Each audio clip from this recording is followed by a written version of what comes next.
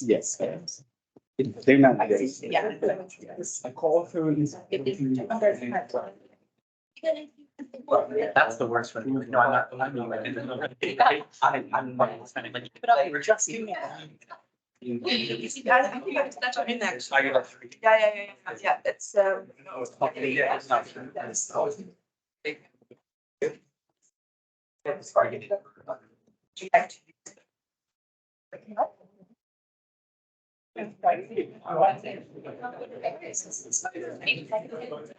Oh, yeah.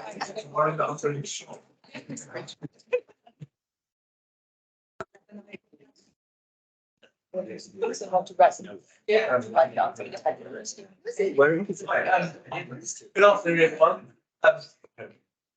It's quite nostalgic being back in this room because back in the day, we used to hold our seminars in here. Those of you who've made it up the stairs will now know why we don't routinely hold our seminars in here.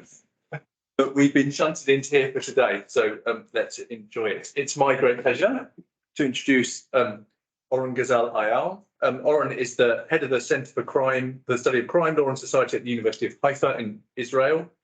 He's an expert in criminal law and procedure, sentencing, and the economic analysis of law. That's published in many of the top law journals. Oren is also a visiting fellow of this college for both this term and next, so many of you may have seen him around during the term, so there'll be plenty of opportunity for us to talk to him about this and other things over the coming months. And he's here to talk to us today about minimum sentences. So the floor is yours. Thank you so much, Ian. I'm actually delighted that it takes place in this room because it's a record for me. I think it's the oldest room by far, the oldest room I've ever presented the paper in. So it's not a very tight competition. This is a study I conducted with Nivin Emmanuel, formerly a doctoral student of mine. She's actually on the Teams meeting now with us, so she sees us. And it's part of a larger project of analyzing the effects of suspended sentences in Israel. And I will actually also add some slides from another paper which we are writing on the topic at the end. So the main, our primary findings indicate that suspended sentences often benefit offender rather than causing them harm. Suspended sentences should, of course, deter defendants from reoffending. And what we show is that in some cases, we'll state out later, these sentences actually benefit offenders and not only not deter them, but probably undermine deterrence. And the deterrence would have been better off without the suspended sentence. For the minor offenses, we found that the likelihood of prison sentence increases for defendant with activatable suspended sentence, which is what you would have expected. That's what suspended sentence are there for. However, for the more severe offenses, and that's an important finding, the probability of a prison sentence is higher for defendant without activatable suspended sentence, other things being equal. So for the more severe offenses, you're better off when you come to court with a suspended sentence, activatable suspended sentence when you are sentenced for the second offense. And another finding, this is from the newer paper that we're working on, longer sentences, longer suspended sentences are less likely to be activated. That was a brief run-up of everything, but let's start from the beginning. So let's begin by examining the framework of suspended sentences within the Israeli legal system. In Israel, sentencing judges have discretion to issue a suspended prison sentence either in conjunction with immediate custodial sentence or as an independent sentence. That's very unique to the Israeli legal system. It wasn't like that from the beginning. It's a very interesting history why it evolved that way, actually an accident. But we have a different paper about this accident. I'll leave it for now.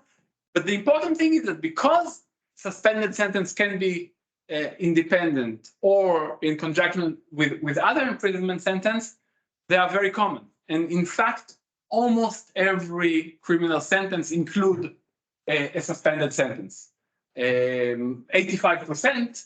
This is true, but actually it's a bit misleading. The percentage is even higher because we include here regulatory offenses and fine offenses and so on. So basically, almost in every case, you have a suspended sentence. The structure of the sentence is something like that.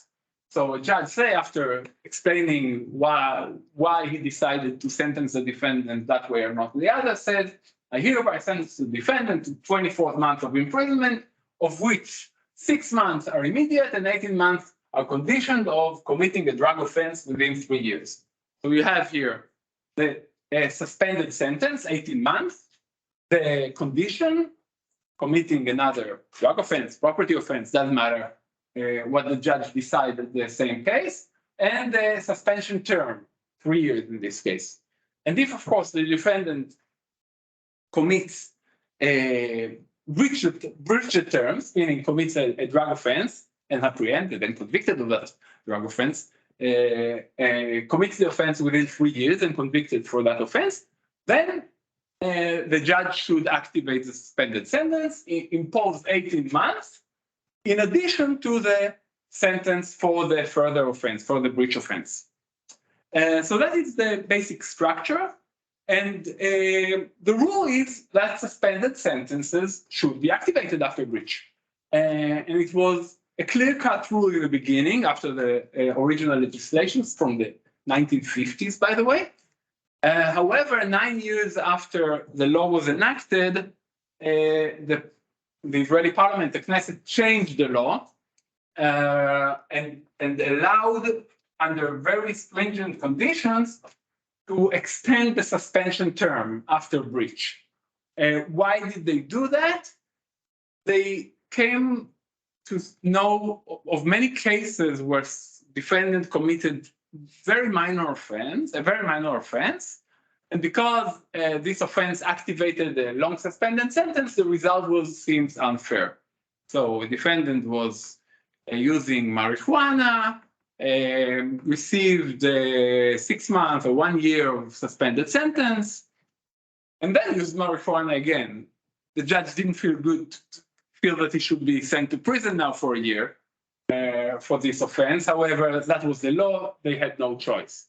Sometimes they even then circumvented it. That's a different story. But the legislator decided to change it and to allow an exception under very, as I said, stringent 3 cumulative conditions.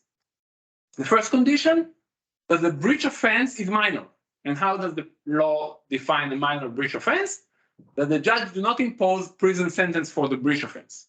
So if the breach offense that justify prison sentence, then you must activate the suspended sentence. The second is that it's the first breach.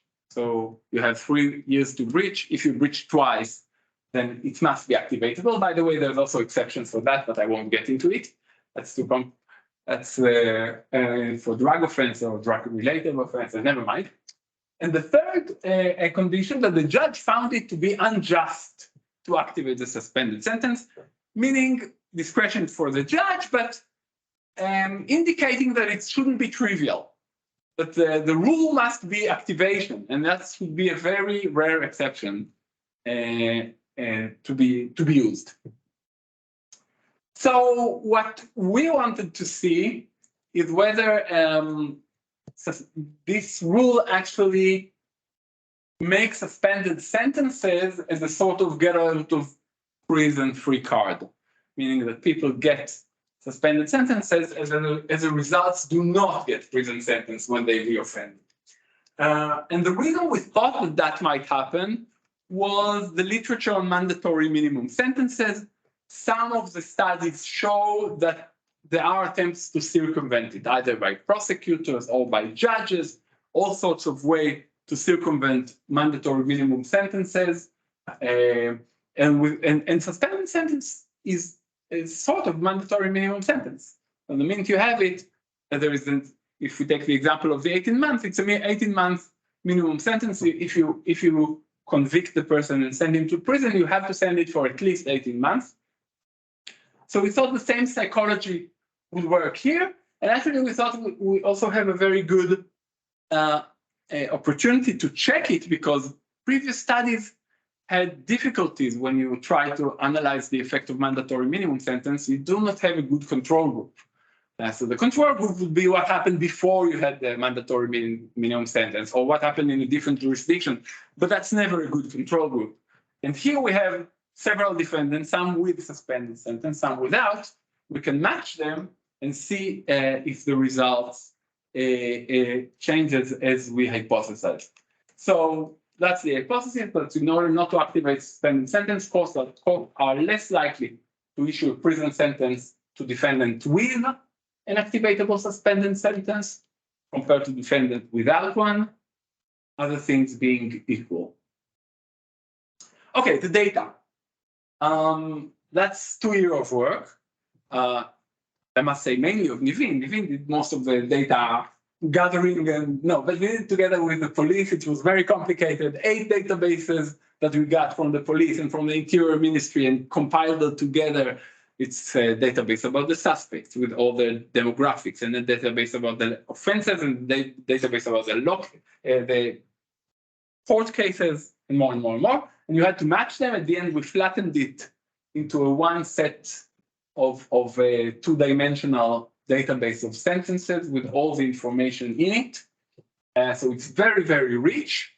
We had many more, of course, cases of non-suspended sentence cases than suspended sentence, 27,000 compared to 4,500.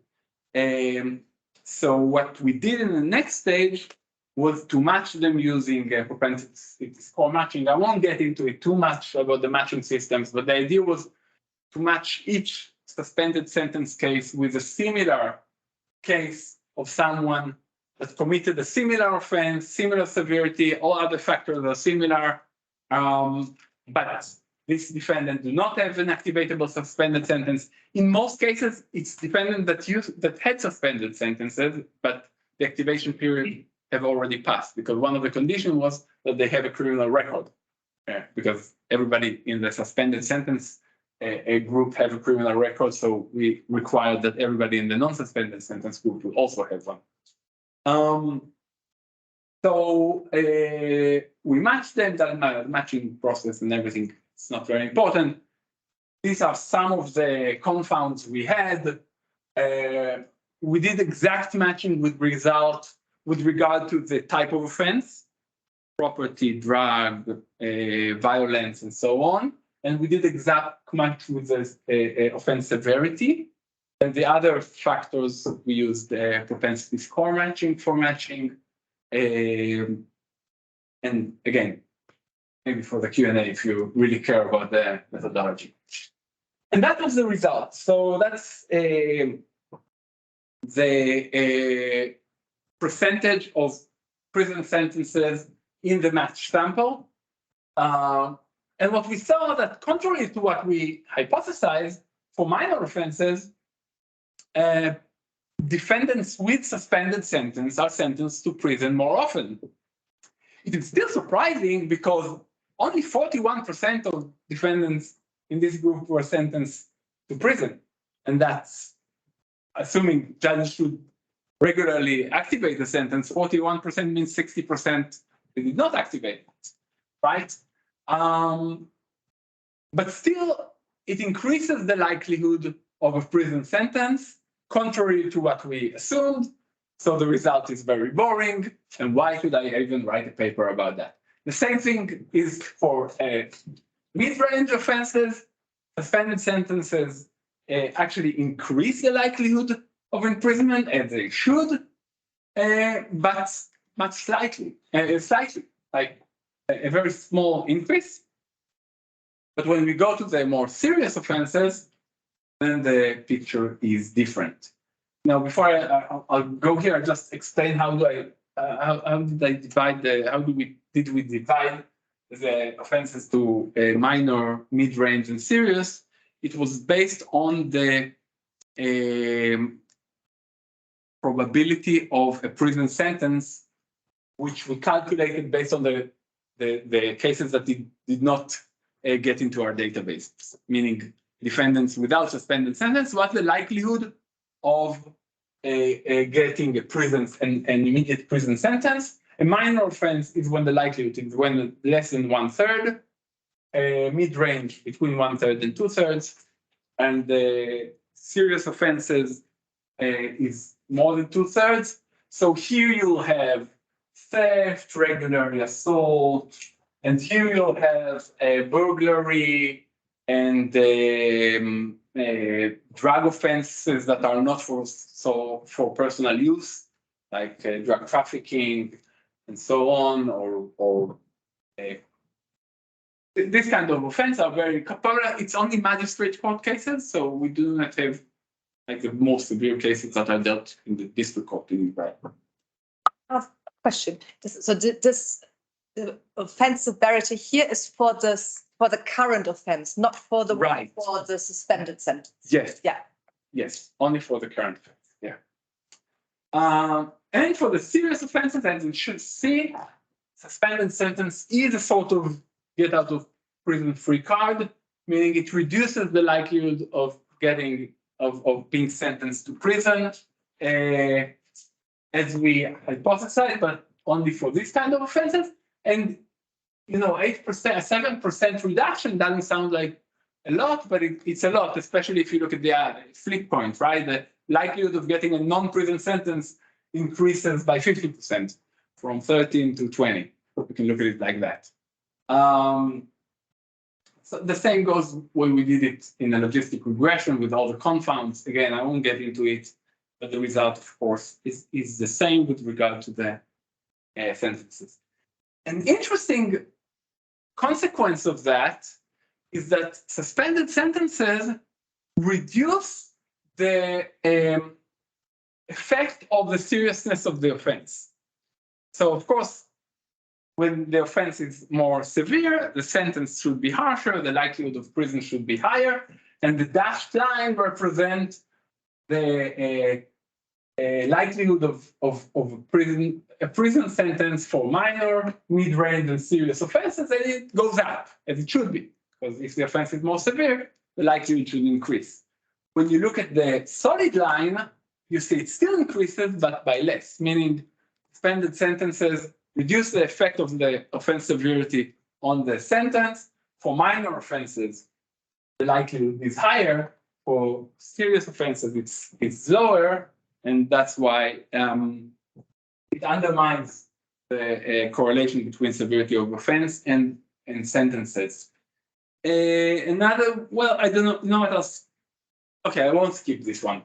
This is another way of showing the judges clearly circumvent the law when they do that. These are actually the percentage of cases where judges imposed a suspended sentence on the defendant for the second offense, or the offense that we're looking at.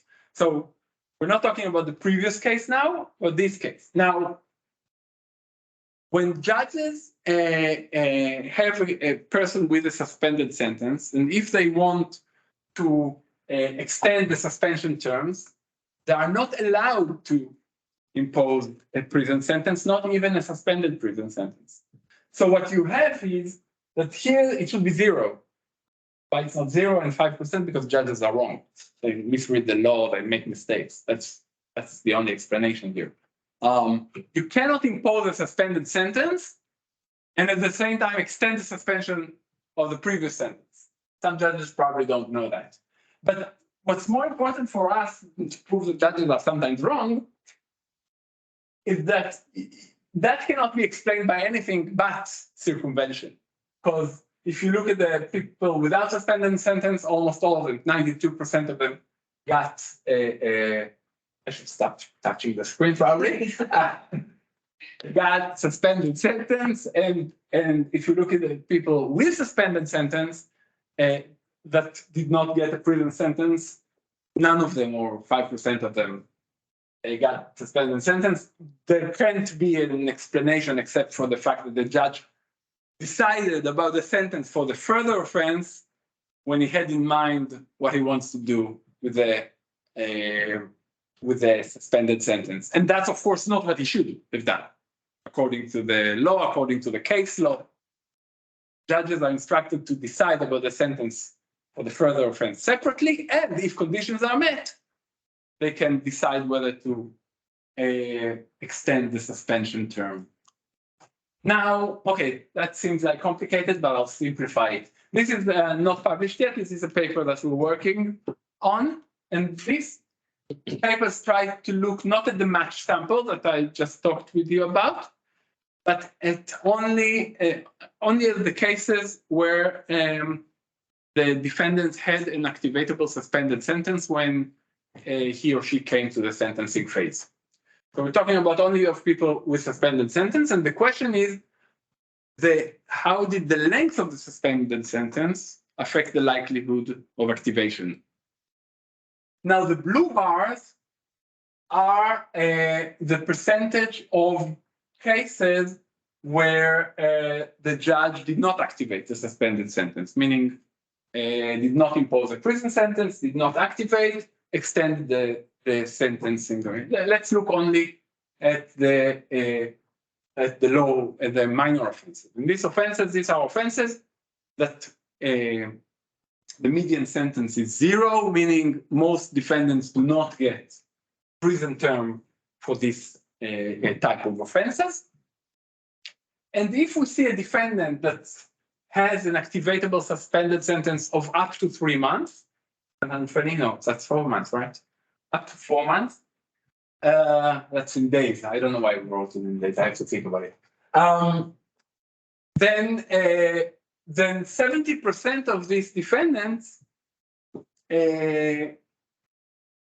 received an extension, did not receive a prison term. The suspended was not activated. By the way, the red bar is those defendants that receive a prison term and the suspended sentence was activated, but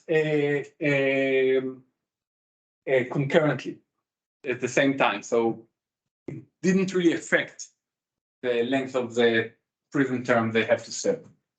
Now, if they had longer suspended sentence, the likelihood of non-activation increases. And you can clearly see that the likelihood of going to prison decreases. So the likelihood of going to prison is the red, green, and purple. That's the likelihood of going to prison. If they had up to 4 months suspended sentence, there is 30% likelihood that they will go to prison. If they had a very long suspended sentence of more than a year, 4% likelihood of going to prison for the same offense severity. The green is partially consecutive, partially concurrently, and the purple is what the law requires as the default to issue the imprisonment term for the further offense in consecutive to the term of the activated suspended sentence. That's the base. That's the default, but that almost never happens. Actually, the judge even have to give explanation why he do it concurrently, and they always give explanation. That's very easy. You can see the same thing with the severe offenses. So these are offenses where the median sentence is above 181 days. Again, that means half a year, right?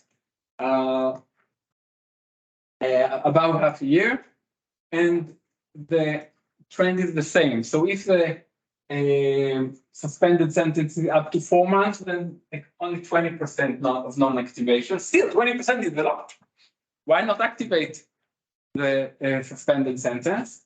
But it's easier in these cases for the judge not to activate and to activate it concurrently, because probably the sentence for the second offense deserve at least half a year. The defendant only has like up to 4 months of suspended sentence, so they can activate it, and that won't change the sentence they want to give. But still in 20% of the cases, they do not activate it. In another 66%, they activate it concurrently. When you look at defendants that come with longer suspended sentences, let's say more than a year, then activation rates is as low as 20%. 80% of the defendants get non-activation. And non-activations means that they do not get prison sentence for the second offense, although this is an offense that usually justify a prison sentence of more than half a year. And that's the main factor here. These are only bail defendants. So these are defendants that are not remanded.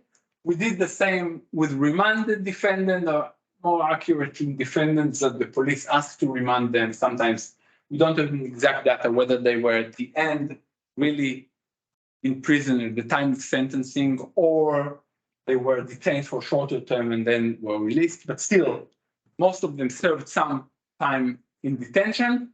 Judges can easily give the time served usually, or sometimes something more. So that's even more strange in this case. It's stranger to not give a prison sentence, because remanded defendant almost always gets prison sentence. But here you see that many of them do not get prison sentence. They were 4 months in prison or 8 months in prison, waiting for the proceedings to be over, and then they get a non-prison sentence. Because if they get a prison sentence, it should be too long and the judges don't want it. You see the same trend. If you look at the minor offenses, if the suspended sentence is long, then the likelihood of activation falls. The same is true for the more severe offenses. Of course, another interesting thing, if you look at this graph, it's between 60 and 70% of the defendants are not negatively affected by the suspended sentence. And this is true for the remanded defendant. If we look at the non-remanded defendants over here, it's about 90% are not negatively affected by the suspended sentence. So it's either the suspended sentence is the suspension term is extended or imposed concurrently with the sentence for the second offense. So where am I here? To conclude, why didn't we find the same effect for the minor offenses and for the severe offenses? I'm talking about the press paper. Why did we find that minor offenses, contrary to what we thought we would find, suspended sentences actually increase the likelihood of imprisonment? So here's what we think happened. Suspended sentences have two effects. One is the activation effect, classic effect that they should have. If you come with suspended sentence, it should be activated. That increases the likelihood of going to prison. And the second one is the circumvention effect. Judges do not want to send you to a too long prison sentence. In order to do that, they have to sentence you to a sentence that does not include imprisonment, and therefore, because of the suspended sentence, there is no prison term for these defendants. So there are two contradicting effects. For minor offenses, the more substantial one is the activation effect, simply because there's more room for it to exist. Let's assume 80% or 90%, let's make it even simpler, 90% of defendants in the minor offense would have not been sent to prison had they not had a suspended sentence. For this 90%, the only relevant effect is the activation effect. There is no circumvention effect because judges wouldn't have sent them to prison otherwise. So for 90%, you can have the activation effect. Only for the 10% that otherwise would have been sent to prison, the circumvention effect is relevant. Judges have to think, oh, I now need to circumvent the suspended sentence, not sending them to prison, although I think they should be sent to prison because they don't want to activate the sentence. So there's less room for the activation effect to take place, or for there's a lower proportion. And of course, for the more severe offense, it's the other way around. If we assume that in the more severe offense, all defendants would have been sent to prison, so there is no activation effect. Everybody would have been sent to prison anyway. Only the circumvention effect can come into play, and that's why we see a lower sentence, a lower rate of imprisonment sentences in the severe offenses. But that doesn't mean that the circumvention effect does not take place in the minor offenses. Of course, it does. It just means that it is overshadowed by the activation effect. The second thing that we found, again, that's in the paper we're still writing, but we saw the results, is that the longer the suspended sentence, the less likely it is activated. Of course, that makes perfect sense with the literature of minimum sentences. And what is interesting is that when a suspended sentence is activated, it is usually activated concurrently. Judges are shocked by that, by the way, when I tell them that suspended sentences are rarely activated in only 1/3 of the cases overall, and sorry, 2/3 of the cases. But when they are concurrent, they're activated concurrently. They are even unaware of what they're doing. But de facto, it's very rare that activating a suspended sentence harm the defendant.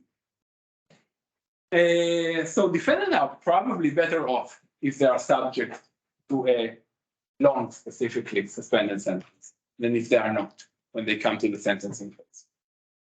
And the last set of conclusions, which are more general. First of all, I think suspended sentences lead to incoherent sentencing policy. That just doesn't make any sense. And my view is that they should be abolished. Nivin doesn't think so. She believes that you can tailor them better in the way that they will work. We can keep on arguing, it doesn't really matter. But that's one thing. Second thing, if we go back to the basic theoretical line of mandatory minimum sentence, how much can we learn from this example to other mandatory minimum sentences? Now, of course, there's a problem, because here there's a clear law that allows this bypassing thing. Of course, it does not allow the judges to say that the second offense does not justify a prison sentence, but it's easier to say that than to do other things like to acquit a defendant just because you don't want to impose a minimum sentence. It's easier, but the tendency is here. So it, I think, still tells us to be careful with regard to adopting mandatory minimum sentences, because it might lead, in some cases, to the opposite than expected result. Of course, there are many other good reasons not to adopt mandatory minimum sentences, but I'm talking about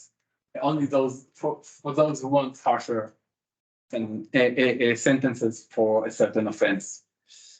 Thirdly, when you opt for an all or nothing approach, be careful what you ask for, because this is what the legislator did here. The legislator do not allow partial activation. Maybe partial activation would have solved the problem, right? However, partial activations means that suspended sentences are not really sword of Damocles as they should be, right? If it's partial, then the judge can decide to activate 1 day, can decide to activate 1 year. So it makes sense not to allow partial activation. But if you do not allow partial activation and you allow non-activation under certain conditions, you basically leave the judge with the option of all or nothing. All or nothing approach exists in many fields in law, in many cases when the judge had to decide. And it's a dangerous choice when you try to use it, because you want the judges to choose all. They will often choose the nothing. And for the literature of judicial resistance, that's when I'm finishing the literature of judicial resistance. Judicial resistance to unjust laws can also be within the framework of the law. Of course, again, it's not within the framework because they are not allowed to say that the second offense is does not justify prison, but it gives them discretion, and it can easily be done using the rules that exist. It should be analyzed accordingly. That's it. Thank you.